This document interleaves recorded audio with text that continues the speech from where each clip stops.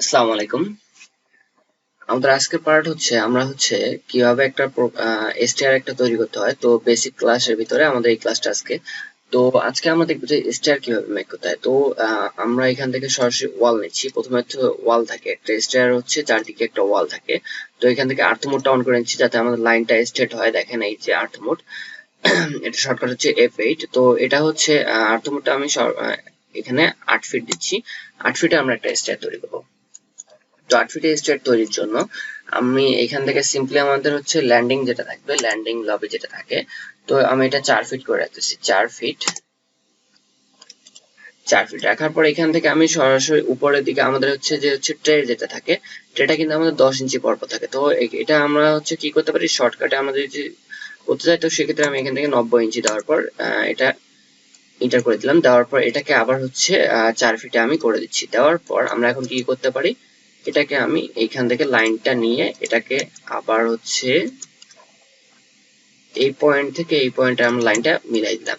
তো এটা হচ্ছে আমাদের ওয়ালের কাজটা শেষ। এখন আমরা কি করব, ট্রেটা তৈরি করব। তো ট্রেকে তৈরি করার জন্য আমরা এখান থেকে অফসেট নিচ্ছি 10 ইঞ্চি পরপর, কিন্তু আমাদের মানে একটা করে ট্রেডের প্রস্থ আমাদের 10 ইঞ্চি করে থাকে। তো আমি এখান থেকে নিয়ে নিচ্ছি, তো একদম শেষ পর্যন্ত নিয়ে নিচ্ছি। দেখেন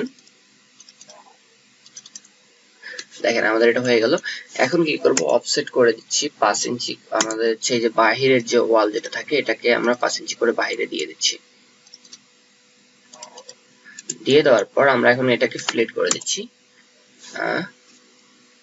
এফ এন্টার দেওয়ার পর এই ফার্স্ট পয়েন্ট সেকেন্ড পয়েন্ট আবার স্পেস বাটনে চাপবো, আবার এখান থেকে ফার্স্ট পয়েন্ট সেকেন্ড পয়েন্ট আবার স্পেস বাটনে চাপলাম, ফার্স্ট পয়েন্ট সেকেন্ড পয়েন্ট। আসলে স্পেস বাটনে চাপলে হয় কি, আপনাদের পূর্বের যে কমান্ডটা ওটা কিন্তু অটো অ্যাক্টিভ হয়ে যায়। তো আবার চাপলাম, দেন এটা করে দিলাম। তো এখন দেখেন আমাদের এই যে এগুলা কিন্তু একটা স্টেয়ার। তো এই যে মানে স্টেয়ার পার্টে চলে যাচ্ছে। তো আমি এটা ওয়াল না, এটা স্টেয়ার, আমি এখান থেকে স্টেয়ার লেটার এটাকে করে দিচ্ছি। দেওয়ার পর আমরা কি করব, এখান থেকে একটা মিড পয়েন্ট, একটা মিড লাইন নেব। তো এখান থেকে লাইন নিচ্ছি, নেওয়ার পর এটা দেখেন আবার কিন্তু ওয়ালে আছে। তো আমি এখান থেকে স্টেয়ারটা সিলেক্ট করলাম, করার পর এখন মিড লাইন নিচ্ছি, নেওয়ার পর এটা মিড করে দিচ্ছি। এখন আমাদের স্টেয়ার একটা থেকে আরেকটার কিন্তু ডিস্টেন্সের জন্য আমরা 2 ফিট 2 ইঞ্চি বা 3 ইঞ্চি রাখি। তো আমি এখান থেকে 2 ইঞ্চি রাখতেছি, রাখার পর মানে অফসেট করে নিচ্ছি। অফসেট ও ইন্টার দেওয়ার পর 2 ইঞ্চি, এদিকে 2 ইঞ্চি, এদিকে 2 ইঞ্চি, 4 ইঞ্চি করে দিলাম। করার পর টিআর ডাবল ইন্টার, মাঝখানে এগুলা যতগুলা আমাদের লাইনগুলো আছে এগুলো আমরা কেটে দিলাম। দেওয়ার পর আমরা কি করব, এখন আমাদের এই যে এই স্টেয়ারের ইন পয়েন্ট থেকে এদিকে ভিতরে কিন্তু আমাদের কিন্তু রেলিং থাকে। তো আমরা রেলিংটা তৈরি করে নিচ্ছি। অফসেট এটা 3 ইঞ্চির একটা রেলিং দিচ্ছি, এদিকে 3 ইঞ্চি, এদিকে 3 ইঞ্চি, মানে এই ইন পয়েন্ট থেকে 3 ইঞ্চি দূরে আমরা 3 ইঞ্চির একটা করে রেলিং দেবো। তো এটাকে আমি 3 ইঞ্চি করে দিচ্ছি, আবার এটাকেও 3 ইঞ্চি করে দিচ্ছি। দেওয়ার পর আমরা এখন কি করব, এই যে রেলিংটা নিচে নিলাম এটাকে আমরা রেলিং লেয়ারের মধ্যে দিয়ে দেব। আমরা রেলিং লেয়ার অলরেডি তৈরি করে নিয়েছিলাম। তো রেলিং লেয়ারটা কোথায়, একটু দেখি কোথায়, এই যে দেখেন রেলিং লেয়ার। তো এটা আসলো, আসার পর রেলিং কি আমরা উপর থেকে যখন টপ ভিউ থেকে দেখি তখন কি আমাদের কি রেলিং এর মানে ভিতর দিয়ে কি আমাদের কি স্টেয়ার দেখা যায়? অবশ্যই না। তো সেক্ষেত্রে আমরা কি করব, টিআর ডাবল ইন্টার দেওয়ার পর এগুলা ভিতরে গুলো কেটে দিচ্ছি।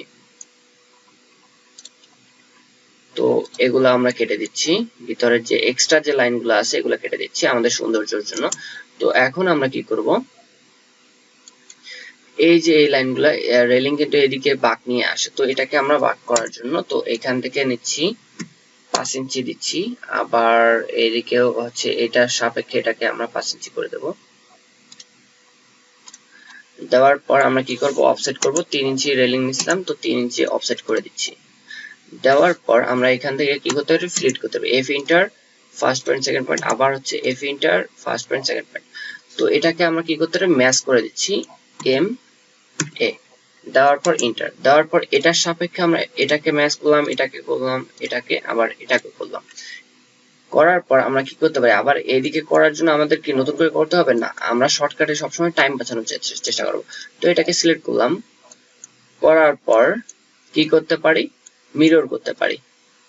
তো এটাকে সিলেক্ট করার পর এম আই ইন্টার দেওয়ার পর আমরা কি করতে পারি, এখানে মিড পয়েন্ট দেখেন, এই যে মিড পয়েন্ট দেওয়ার পর এদিকে এখানে মিরর করে দিলাম। দেখেন আমাদের কিন্তু কত সুন্দর কিন্তু এটা কিন্তু স্টারটা কিন্তু তৈরি হয়ে গেল। তো স্টার তৈরি হওয়ার পর আমরা কি করতে পারি, এখানে আমরা ডিরেকশনটা দেখাই দেবো। তো ডিরেকশন দেখানোর জন্য আবার লাইন নিচ্ছি, লাইন নেওয়ার পর এই যে মিড পয়েন্ট থেকে একটু এদিকে নিলাম, তারপর হচ্ছে এখানে এই মিড পয়েন্টের সাপেক্ষে দিচ্ছি, দেওয়ার পর এখান থেকে এখানে দেন এখানে। তো এখন আমরা কি করব, এটা এবং এই লাইনটাকে আমি মিরর করে দুই দিকে করে দিচ্ছি। ইয়েস। তো এখন দেখেন এটা কিন্তু এই কালারের সঙ্গে মিলে গেছে। তো এটা কিন্তু ভালো লাগতেছে না, তো আমি এটাকে সিলেক্ট করলাম, করার পর এটা লাইন সব লাইনগুলোকে সিলেক্ট করে নিচ্ছি, করার পর এটাকে আমি কি করব, ডিরেকশন লেয়ারে আমি দিয়ে দেবো। তো ডিরেকশন লেয়ারটা আমার কোথায়,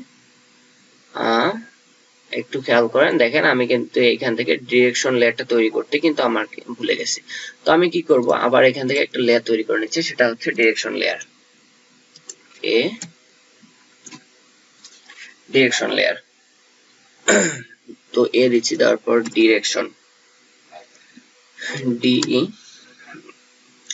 আর A C T I N, direction.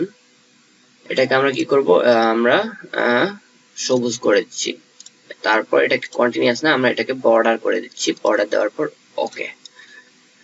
দেওয়ার পর এটাকে আমরা কারেন্ট লেয়ার করার জন্য এখানে টিক মার্ক করে দিলাম, দেওয়ার পর ক্রস। তো এখন আমি যদি এটাকে যদি করি,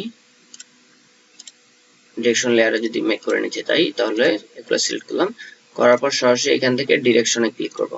ডিরেকশনে ক্লিক করার পর দেখেন আমি এটা জুম আউট করতেছি, বাট ওইভাবে বোঝা যাচ্ছে না। তো এটা করার জন্য আবার হচ্ছে এটা আমি যদি একটু যদি ডিরেকশনে হচ্ছে বর্ডারটা একটু যদি বাড়াই দিতে চাই, তো এগুলোকে অল সিলেক্ট করলাম, করার পর আমি কন্ট্রোল 1 চাপলাম, যাওয়ার পর এই যে দেখেন line type scale, line type scale থেকে এটাকে আমি 5 করে দিচ্ছি, দেওয়ার পর এন্টার করে দিলাম। এখন দেখেন এটা কিন্তু অনেক মানে হচ্ছে এখন অনেকটা বোঝা যাচ্ছে যে হচ্ছে এই দিক দিয়ে উঠে এই দিকে আসছে। তো আমি এই দিক থেকে দিলাম কেন, এই দিক থেকে স্টেয়ারটা কেন দিলাম, তো এই দিক থেকে আমি চাইলে তো এই দিক থেকেও দিতে পারতাম না, কেননা আমাদের এই দিক থেকে উঠতে হবে। কারণ অলওয়েজ আমাদের একটা জিনিস মনে রাখতে হবে যে হাতের বাম দিকে কিন্তু আমাদের কিন্তু রেলিংটা পড়ে। তো হাতের বাম দিকে যদি রেলিংটা পড়ে তাহলে এই দিক দিয়ে উঠে তো এদিকে উপরে চলে যাচ্ছে নাকি নাকি আমরা এই দিক দিয়ে উঠে আবার নিচে যাব, অবশ্যই আমরা এই দিক দিয়ে উঠে এই দিকে উপরে চলে যাব, তার মানে আমাদের সাপোর্টটা দিচ্ছে রেলিং। তো আজকের ভিডিও আমাদের এই পর্যন্তই, ধন্যবাদ।